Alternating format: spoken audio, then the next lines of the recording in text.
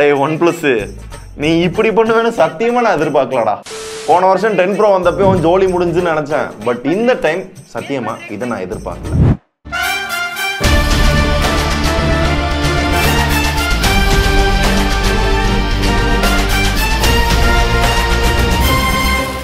நான் வீழ்வேன் என்று நினைத்தாயோ?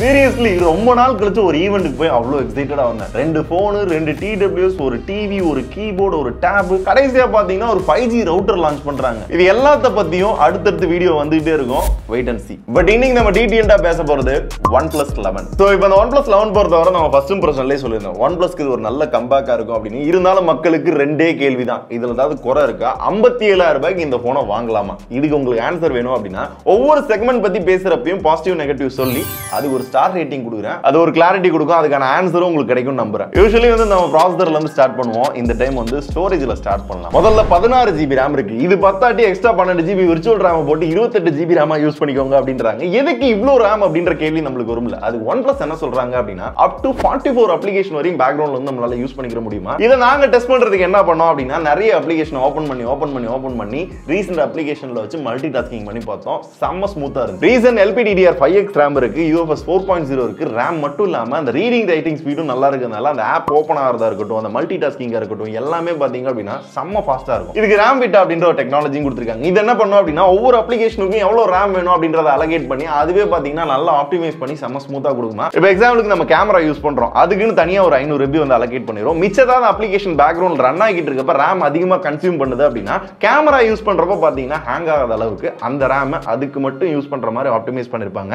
இதனால ஒவ்வொரு அப்ளிகேஷன் யூஸ் பண்றப்பையும் பாத்தீங்க அப்படின்னா செம ஸ்மூத்தா இருக்கும். இந்த டாப் அண்ட் ஹார்ட்வேரோட இன்னைக்கு இருக்க டாப் அண்ட் SoCயும் கொடுத்திருக்காங்க. Snapdragon 8 Gen 2 ரியல் டே லைஃப்ல யூஸ் பண்றப்ப of course இது ஒரு டாப் அண்ட் ப்ராசஸர் அப்படின்றதனால பெர்ஃபார்மன்ஸ்ல எந்த பஞ்சாயத்து இருக்காது. சோ ஹார்ட்வேர் நல்லா இருக்கறனால பாத்தீங்க அப்படின்னா நார்மல் யூஸ்க்கு பாத்தீங்கன்னா எந்த பிரச்சனையும் கிடையாது. அதனால இப்போ நாம பேச போறது கேமிங். 3 கேம் நாங்க விளையாண்டோம். முதல்ல BGMI ஹை செட்டிங்ஸ்ல வச்சு விளையாடுறப்ப பாத்தீங்கன்னா இதுல 120 Hz ரெஃப்ரெஷிங் ரேட் வேற இருக்கு. அந்த காம்போலாம் வச்சு சேர்த்து விளையாடுறப்ப பாத்தீங்கன்னா கேம் பிளே ஸ்மூத்தா இருந்தது. ரெண்டாவது ஜென்ஷன் இம்பாக்ட். இந்த கேம் விளையாடுறப்ப இதோட கிராஃபிக் லெவல் பாத்தீங்க அப்படின்னா அல்டியா இருந்தது. ரொம்ப இன்டென்சிவா கேம் விளையாடுறப்ப பாத்தீங்க அப்படின்னா கேம் பிளேல எங்கேயுமே பாத்தீங்கன்னா லாக், ஃப்ரேம் டிராப் அந்த மாதிரிலாம் எதுவும் கிடையாது. மூணாவது COD, இதுவும் அதே மாதிரி தான். கேம் பிளே பாத்தீங்க அப்படின்னா செம்ம ஸ்மூத்தரா இருந்தது. இந்த மாதிரி பெரிய பெரிய கேம் விளையாடுறப்ப ஹீட் ஆகுதா அப்படின்ற கேள்வி தான் நம்ம மைண்டுக்கு முதல்ல வரும். லைட்டா ஒரு மாதிரி வார்மா இருக்க மாதிரி தான் தெரிஞ்சது. ஸோ ஹீட்டிங் இஷ்யூ என்னால வந்து பெருசா ஃபீல் பண்ண முடியல. Because vapour sambar cooling system போன வட்டத்தோட நல்லா கொடுத்துருக்கோம், பெருசா இருக்கு. ஸோ கூலிங் சிஸ்டம் நல்லா இருக்கனால ஹீட் ஆகாதுன்னு சொன்னாங்க. பெருசா ஹீட் ஃபீல் பண்ண முடியல. ஸோ இப்போ ஸ்டார் ரேட்டிங் அப்படின்னு வரையில இதோட hardware, software, optimization, overall performance அப்படின்னு பார்க்கல பாத்தீங்க அப்படின்னா ஒரு 4.5 ஸ்டார் கொடுப்பேன். அந்த அளவுக்கு தான் எனக்கு வந்து ரொம்ப நாள் கழிச்சு சாட்டிஸ்ஃபைடா இருந்துச்சு. அண்ட் இந்த ஒரு விஷயம் வந்து ஐபோன்ல கிடையாது, சாம்சங்லயும் கொடுக்கறது கிடையாது. என்னன்னு யோசிக்கிறீங்களா? சார்ஜர் 100 வாட் சார்ஜர் கொடுத்துருக்காங்க. அது பாக்ஸ்லயும் இருக்கு. இதை யூஸ் பண்ணி 5000 mAh பேட்டரி இருக்கு. இந்த போனை பாத்தீங்க அப்படின்னா வெறும் 25 மினிட்ஸ்ல ஃபுல்லா சார்ஜ் பண்ணிக்கலாம். எவ்வளவு ஃபாஸ்டா சார்ஜ் பண்றப்ப பேட்டரி எதுவும் ஆயிராதே, போனுங்கிறது வெடிச்சிடாதே அப்படின்லாம் யோசிச்சீங்கன்னா அதுக்கு TUV Rhineland சர்டிபிகேஷன் கொடுத்துருக்காங்க. ஸோ சேஃபா வந்து சார்ஜ் பண்ணிக்க முடியும். அண்ட் பேட்டரி ஹெல்த் இன்ஜின் அப்படின்னு ஒன்று கொடுத்துருக்காங்க. இது என்ன அப்படின்னு கேட்டீங்கன்னா ஃபாஸ்டா சார்ஜ் பண்ணாலும் இந்த பேட்டரியோட லைஃப் ஸ்பேன் வந்து குறைய விடாது. அண்ட் இதோட கோர் டெக்னாலஜியே பாத்தீங்க அப்படின்னா பேட்டரி ஹீலிங் அண்ட் பேட்டரியோட ஹெல்த் மெயின்டைன் பண்றது தான். ஹை செட்டிங்ஸ்ல display, refreshing rate, gaming, camera இதெல்லாம் பண்றப்ப பாத்தீங்கன்னா ஆல்மோஸ்ட் ஒரு நாள் வந்து தாக்கு பிடிக்கலாம். ஓவராலா பேட்டரின்னு வரையில OnePlus என்ன கிளைம் பண்றாங்க அப்படின்னா இதெல்லாம் சேர்த்து 4 to 5 வருஷத்துக்கு பேட்டரியை பத்தி நீங்க கவலைப்படவே தேவையில்லைன்றாங்க. ஸோ பேட்டரிக்காக கண்டிப்பா ஒரு 4 ஸ்டார் கொடுக்கலாம். 4-5 வருஷம் போன் யூஸ் பண்ண முடியும் அப்படின்னு OnePlus சொன்னது பேட்டரிக்கு மட்டும் இல்ல, OS-க்கும் சேர்த்தா 4 வருஷத்துக்கான OS அப்கிரேட், 5 வருஷத்துக்கான செக்யூரிட்டி அப்டேட் கொடுப்பாங்க.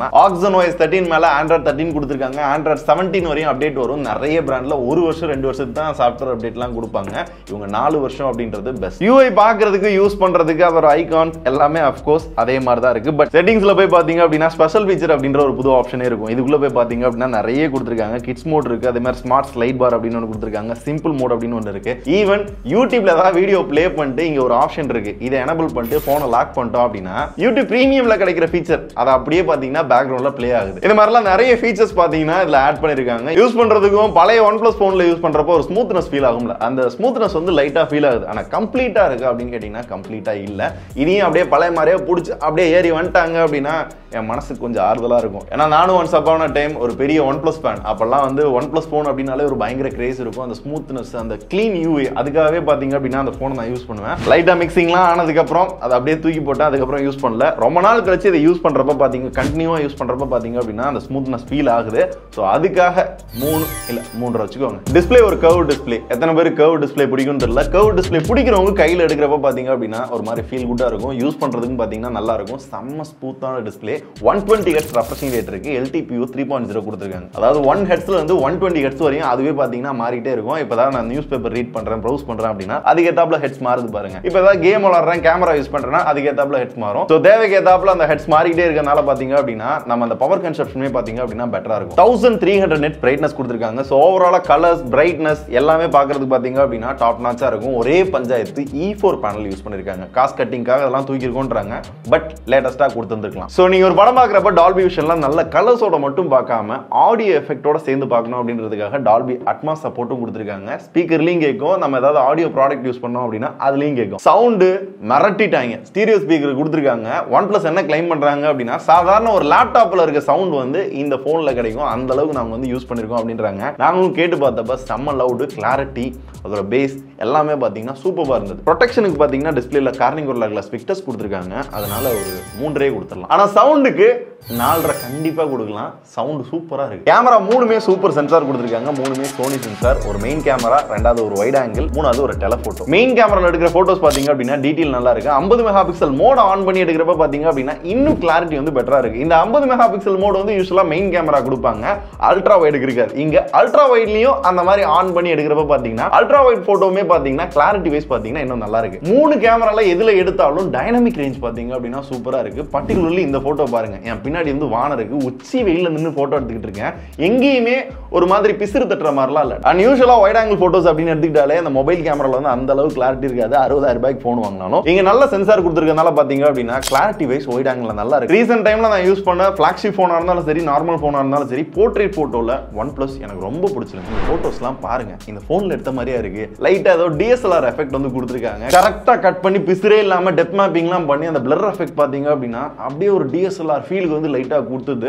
போட்டோ பார்க்கிறதுக்கும் பிரமாதமா இருக்கு. இது எல்லாத்துக்கும் முக்கிய காரணம் பாத்தீங்கன்னா இந்த கேமராக்கு நடுவுல என்ன எழுதி இருக்கு? Hasselblad. சோ OnePlusம் Hasselbladம் கொலாபரேட் பண்ணி வர்க் பண்ற கடைசி வெர்ஷன் இதுதான். அவங்களோட ஆப்டிமைசேஷன், கலர் காலிபிரேஷன், ஸ்கின் டோன்லாம் பாத்தீங்க அப்படின்னா இதனாலே நல்ல பெட்டரா இருக்கு. இது எனக்கு OnePlus 9 சீரிஸ்லயும் பெருசா ஃபீல் ஆகல. OnePlus 10 சீரிஸ்ல சுத்தமா ஃபீல் ஆகல. பட் OnePlus 11 சீரிஸ்ல நல்ல ஃபீல் பண்ண முடியுது. வீடியோன்னு வரையில 8K 24 FPS ல ஷூட் பண்ணிக்க முடியும். மெயின் கேமரால மட்டும் சொல்றேன். வைட் ஆங்கிள் அடுத்த கேமரா வரையில பாத்தீங்கன்னா 4K 60 FPS ல ஷூட் பண்ணிக்க முடியும். ஸ்டெபிலிட்டின்னு வரையில OS இருக்குன்றதால நமக்கு ஓரளவு நல்ல ஸ்டேபிளான வீடியோ தான் கிடைக்குது. வீடியோல கிளாரிட்டி, கலர்ஸ் இதெல்லாம் தாண்டி வீடியோல அந்த ஆடியோ குவாலிட்டின்னு ஒன்னு இருக்கும்ல, அந்த பிக்கப் பண்ற ஆடியோ பாத்தீங்கன்னா சூப்பரா இருக்கு. ரீசெண்டா எங்க பசங்கலாம் vloggingலாம் பாத்தீங்கன்னா இந்த கேமரா தான் யூஸ் பண்ணிட்டு இருக்காங்க. சோ அந்த அளவுக்கு ஆடியோ குவாலிட்டி நல்லா இம்ப்ரூவ் ஆயிருக்குமா எனக்கு ஃபீல் ஆகுது. ஏதாவது Hasselbladோட ப்ரோ மோட் ஒன்னு கொடுத்திருக்காங்க. இதுல RAW பிளஸ்ல வந்து போட்டோ எடுத்துக்கலாம். இதுல நீங்க போஸ்ட் ப்ரொடக்ஷன்ல வர்க் பண்றப்ப இன்னும் டீடைலா வர்க் பண்ணிக்க முடியும்ன்றாங்க. அண்ட் எக்ஸ்பாண்ட் மோட் அப்படின்னு ஒன்னு கொடுத்திருக்காங்க. இதுக்கு முன்னாடியே நாம அதை பார்த்திருப்போம். நைட் போட்டோகிராஃபி எனக்கு பிடிச்சிருந்தது. இதுக்கு முன்னாடி ஒரு சில பிராண்ட்ல வந்து நைட் போட்டோகிராஃபி நல்லா இருக்கும்.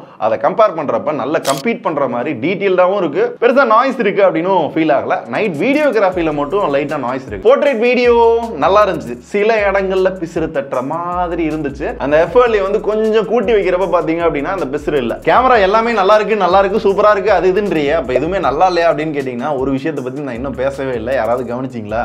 செல்ஃபி.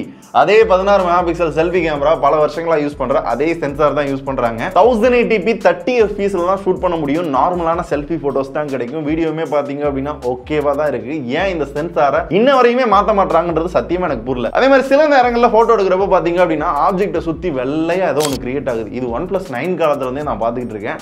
அதையும் இங்க வரையும் பாத்தீங்கன்னா இழுத்துட்டு வந்திருக்காங்க. ஏன் இதை இன்னும் ஆப்டிமைஸ் பண்ணல அப்படின்னு தெரியல. அண்ட் ஒரு சில போட்டோஸ் பாத்தீங்க அப்படின்னா ஒரு போட்டோ எடுக்கிறப்ப நல்லா இருக்கு, அடுத்த போட்டோ டக்குன்னு எடுத்தோம் அப்படின்னா அது லைட்டா வார்மா இருக்க மாதிரி இருக்கு. இந்த மாதிரி குட்டி குட்டி பஞ்சாயத்து இருக்க தான் செய்யுது. இதை ஆப்டிமைஸ் பண்ணி ஏதாவது அப்டேட் கொடுக்குறாங்களான்றத வெயிட் பண்ணி தான் பார்க்கணும். ஸோ இப்போதைக்கு கேமராக்கு அப்படின்னு பாத்தீங்க அப்படின்னா ஒரு 3.5 ஒரே கொடுக்கலாம். டிசைனை பத்தி ஏன் பெருசா பேசல அப்படின்னா OnePlus 10 Pro இருக்க அந்த ஸ்கொயரை தூக்கிட்டு இங்க ஓவர் போட்டாங்க. அதாவது இந்த மாதிரி ரவுண்டா கொடுத்துட்டாங்க. பெரிய டிஃபரன்ஸ் வந்து டிசைன்ல காட்டல. 2 கலர்ல இந்த போன் வந்து அவைலபிள் இருக்கு. அதை தாண்டி நான் பாக்குறது அலர்ட் ஸ்லைடர் கொண்டு வந்துட்டாங்க. இந்த அலர்ட் ஸ்லைடர் எதுக்கு அப்படின்னு நிறைய பேர் கமெண்ட்ல கேட்டிருந்தீங்க. பாருங்க OnePlus நிறைய பேர் மறந்துட்டாங்க. இது எதுக்கு அப்படின்னா இந்த சைலண்ட்ல போடுறதுக்கு, வைப்ரேட் மோட்ல போடுறதுக்கு இந்த OnePlus யூசர்ஸ்க்கு தெரியும் இது எந்த அளவுக்கு யூஸ்ஃபுல்லா இருக்கும் அப்படின்னு. ஆனா குவாலிட்டி பெருசா குறை வைக்காத மாதிரி தான் இருக்கு. ஃப்ரண்ட்ல கார்னிங் கோரில்லா கிளாஸ் விக்டர்ஸ் கொடுத்திருக்காங்க. பேக்ல கார்னிங் கோரில்லா கிளாஸ் 5 இருக்கு. நடுவுல வந்து metal metal body. So glass sandwich டிசைன்ல தான் இருக்கு. ஸோ குவாலிட்டி அண்ட் டிசைனுக்காக ஒரு 3.5 இல்ல இதுக்காக ஒரு 4 கொடுக்கலாம். அதர் ஃபீச்சர்ஸ் அப்படின்னு பார்த்தோம் அப்படின்னா டூயல் வைஃபை ஆக்சிலரேஷன் இருக்கு. அதாவது இப்போ உங்க கையில இருக்க போன் எடுத்து நீங்க வைஃபைல ஏதாவது ஒரு கனெக்ட் பண்றீங்க அப்படின்னா 2.4 GHz கனெக்ட் ஆகும். அப்படி இல்லாட்டி 5 GHz கனெக்ட் ஆகும். அப்படி இல்லாம ரெண்டுலயுமே கனெக்ட் ஆகி இன்னும் ஸ்பீடை வந்து இன்க்ரீஸ் பண்ணி கொடுக்குமா. வைஃபை 7 கொடுத்துருக்காங்களாம். ரெண்டு சிம்லயும் 5G யூஸ் பண்ணிக்கலாம். ஹாப்டிக் பாத்தீங்கன்னா சூப்பரா இருந்துச்சு. அந்த ஹாப்டிக்கோட ஸ்ட்ரென்த்தை நீங்க சேஞ்ச் பண்றது அப்படினால சேஞ்ச் பண்ணிக்க முடியும். ஏதோ ஒரு NFC இருக்கு, ப்ளூடூத் 5.3 இருக்கு. மோஸ்ட்லி எல்லா சென்சாரும் கவர் பண்ணிருக்காங்க. சென்சார் அப்படின்னா ஃபிங்கர் பிரிண்ட் சென்சாரை மறந்துட்டேன். So in display finger print sensor கரெக்டா பொசிஷனிங் பண்ணிருக்காங்க. செம்ம ஃபாஸ்டா அன்லாக் பண்ணுது. Face unlock good. இந்த அதர் ஃபீச்சர்ஸ்ல 1-2 விஷயங்களை வந்து விட்டுட்டாங்க. அது என்னன்றத அடுத்து நான் சொல்றேன். அதனால இதுக்கு என்ன ஸ்டார் ரேட்டிங் அப்படின்னு பாத்தீங்கன்னா ஒரு 3.5. சரி, இவ்வளவு நேரம் நிறைய பாசிட்டிவ்ஸ் பேசணும், அங்கங்க குறைகளும் பேசிட்டே இருந்தோம். என்ன இதுல மிஸ்ஸிங் அப்படின்னு கேட்டீங்க அப்படின்னா 57,000 ரூபாய் கொடுத்து வாங்குறப்ப 8GB 128GB வந்து உங்களுக்கு கிடைக்கும். இது UFS 4.0 உங்களுக்கு கிடைக்காது. UFS 3.1 தான். அண்ட் நியர்லி 60,000 ரூபாய் நீங்க ஸ்பெண்ட் பண்றப்ப பாத்தீங்க அப்படின்னா இந்த போன்ல உங்களுக்கு IP ரேட்டிங் கிடையாது, வயர்லெஸ் சார்ஜிங் கிடையாது. இது கூட ப்ரோ வேரியன்ட்ல கொடுப்பாங்கப்பா, இதெல்லாம் நார்மல் தானே அப்படின்னு கேட்டீங்க அப்படின்னா செல்ஃபி 16 மெகா பிக்சல் தான், 1080p 30 FPS தான் ஷூட் பண்ண முடியும். சோ இதெல்லாம் பாத்தீங்க அப்படின்னா நீங்க காம்ப்ரமைஸ் பண்ற மாதிரி இருக்கும். இப்போ என்னோட ஒப்பீனியன், நான் யூஸ் பண்ண வர, தம்பி யூஸ் பண்ண வர, எங்க ஆபீஸ்ல எல்லாரும் யூஸ் பண்ண வர பாத்தீங்க அப்படின்னா எல்லாரும் காமனா சொன்னது ஒரு பழைய OnePlus போன் யூஸ் பண்ணா ஒரு ஸ்மூத்னஸ் ஃபீல் ஆகும், அந்த எக்ஸ்பீரியன்ஸ் இருக்கும், அந்த ஃபீல் தெரியும் இல்லையா, அந்த ஃபீல் கிடைக்குது. 100% கேட்டீங்கன்னா கண்டிப்பா இல்ல, ஒரு 70 to 80% வந்து அது ஃபீல் ஆகுது. அண்ட் மெயின் திங், OnePlus இந்த ஃபியூச்சர் ப்ரூஃபாவும் ரெடி பண்ணிருக்காங்க. அவ்வளவுதான் இந்த வீடியோ முடிச்சுக்கலாம்பா. நன்றி.